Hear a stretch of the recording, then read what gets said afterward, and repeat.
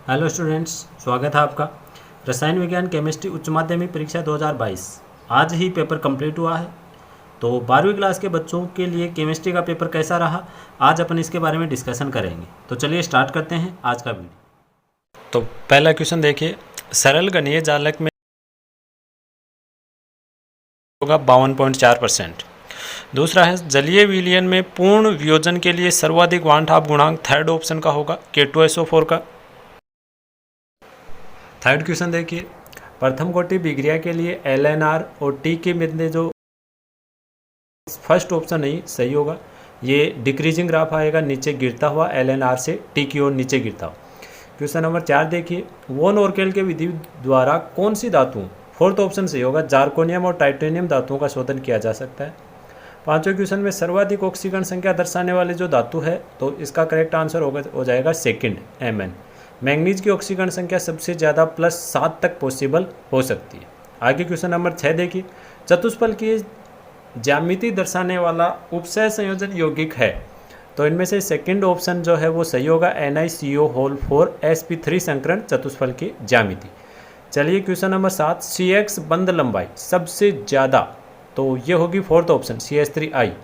एलोजनों में आयोडीन की साइज सबसे बड़ी होती है, तो फोर्थ ऑप्शन सही होगा। नेक्स्ट क्वेश्चन, ईथर, एल्कोहल और थर्ड ऑप्शन है एल्केन, तो इनके क्वथनांक का बढ़ता क्रम थर्ड ऑप्शन सही होगा, एल्केन, ईथर और एल्कोहल, थर्ड ऑप्शन सही होगा। पीकेबी का मान न्यूनतम, तो सेकंड ऑप्शन में द्वितीयक एमीन है बे, ये इसका सही आंसर होगा, द्वितीयक एमीन। स्थानों की पूर्ति करनी है, तो पहले रिक्त स्थान में शॉर्ट की और फ्रैंकल दोष दर्शाने वाला जो पहले में, दूसरे में आएगा आयरन का संकुल यौगिक होता है,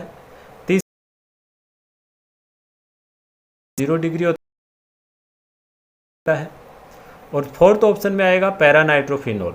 पैरानाइट्रोफिनॉल है, ये कम वाष्पशील होता है क्योंकि ये ज़्यादा स्थायी होता है ऑर्थोनाइट्रोफिनॉल के कंपैरिजन में। तो ये 4 फिल इन द ब्लैंक्स थे।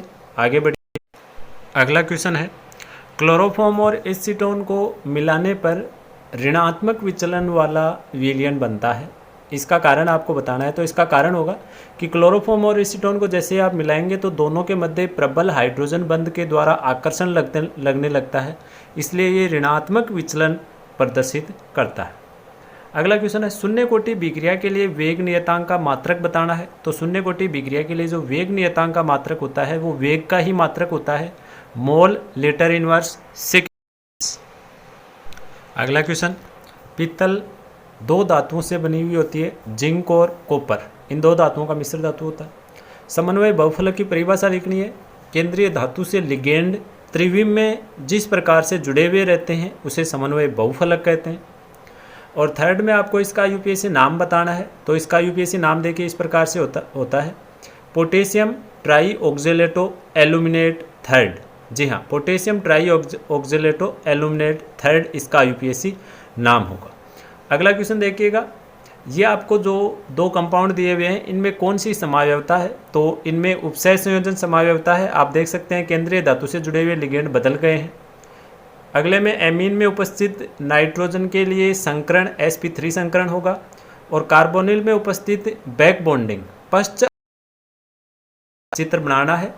उसके बाद में अगला क्वेश्चन देखिएगा, n प्रकार के अर्धचालक को समझाना है कि सिलिकॉन में इलेक्ट्रॉन धनी अशुद्धि मिलाने से n प्रकार का अर्धचालक बनता है। अनुचुंबकत्व और प्रतिचुंबकत्व दोनों की तुलना करनी है, अयुग्मित इलेक्ट्रॉन होते हैं नहीं होते हैं। और 5 ग्राम NaOH को पानी में घोल के अगर 250 ml विलयन बनाते हैं तो उसकी मोलरता आपको कैलकुलेट करनी है, जो कि 0.5 मोल प्रति लीटर प्राप्त आपको होगी। अगले में प्रोटीन का 300 ml जलीय विलयन, तो ये विलयन का आपको आयतन दे दिया गया है।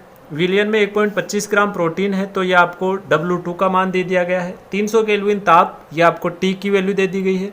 और प्राशन दाब 2.5 × 10⁻³ ये पाई की वैल्यू दे दी।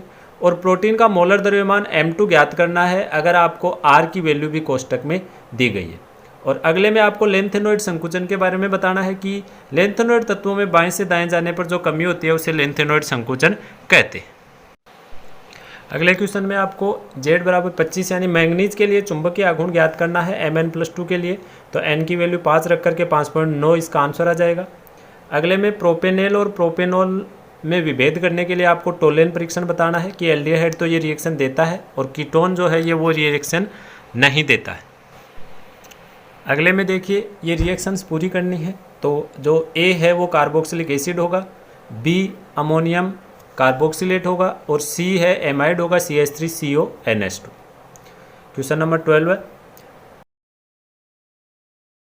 रिएक्शन लिखनी है कार्बिलएमीन अभिक्रिया और ट्राइमेथिलएमीन की आपको ये चतुष्फल की जो ज्यामिति दी हुई है ये ज्यामिति चित्रित करनी। 12 और 13 प्रोटीन का विकृतीकरण एकदम इजी सा क्वेश्चन है।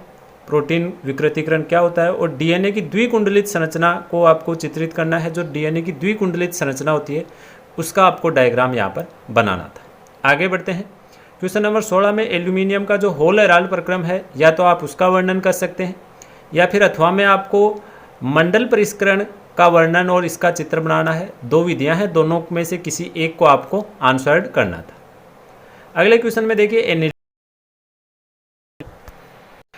दिखाई दे रही है बेंजीन पर NH2। तो इसकी विक्रिया करने से जो A बनता है, A के ऊपर मैंने लिख दिया है डाइएजोनियम लवण बनेगा और A में क्यूप्रस क्लोराइड मिलाने पर सेंडमेयर अभिक्रिया होगी और B बनेगा। तो B की स्ट्रक्चर मैंने नीचे बना दिया, बेंजीन पर क्लोरीन क्लोरोबेंजीन बन जाएगा।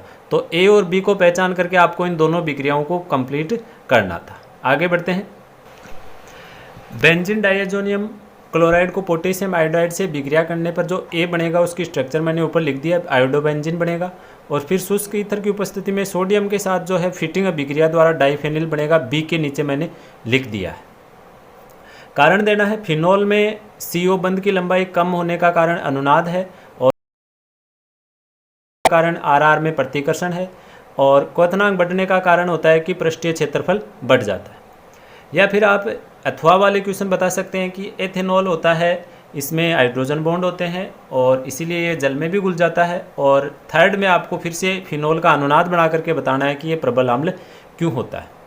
क्वेश्चन नंबर 19 में विक्रिया कोटि की आप परिभाषा लिखेंगे। एकदम इजी सा क्वेश्चन है। वेग स्थिरांक और सांद्रता पर दोनों में क्या संबंध होता है ये बताएंगे और फिर आपको एक न्यूमेरिकल दिया हुआ है तो आप इस न्यूमेरिकल को सोल्व कर सकते हैं। सक्रियण ऊर्जा वाला न्यूमेरिकल है। नेक्स्ट अगला क्वेश्चन देखिए, अथवा में है अभिक्रिया की आणविकता को परिभाषित कीजिए। एकदम इजी सा क्वेश्चन है।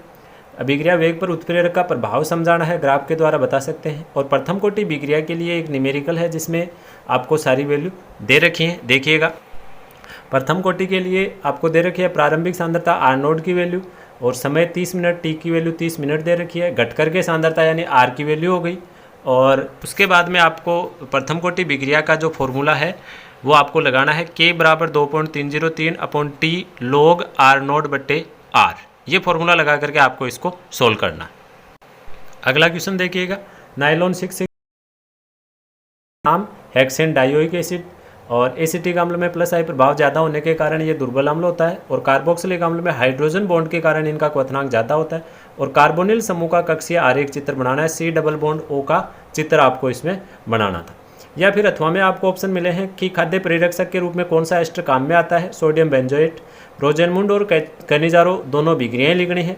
और नाभिक स्नेही योगज अभिक्रिया में कार्बोनिल कार्बन पर नाभिक स्नेही आक्रमण से बनी चतुष्फल के मध्यवर्ती को चित्रित करना है। कार्बन की जो चतुष्फल की ज्यामिति बनती है उसको आपको चित्रित करना है। तो वीडियो आपको कैसा लगा और पेपर में आपके कितने नंबर बन रहे हैं आप हमें कमेंट करके ज़रूर बताइएगा। धन्यवाद। जय हिंद, जय भारत।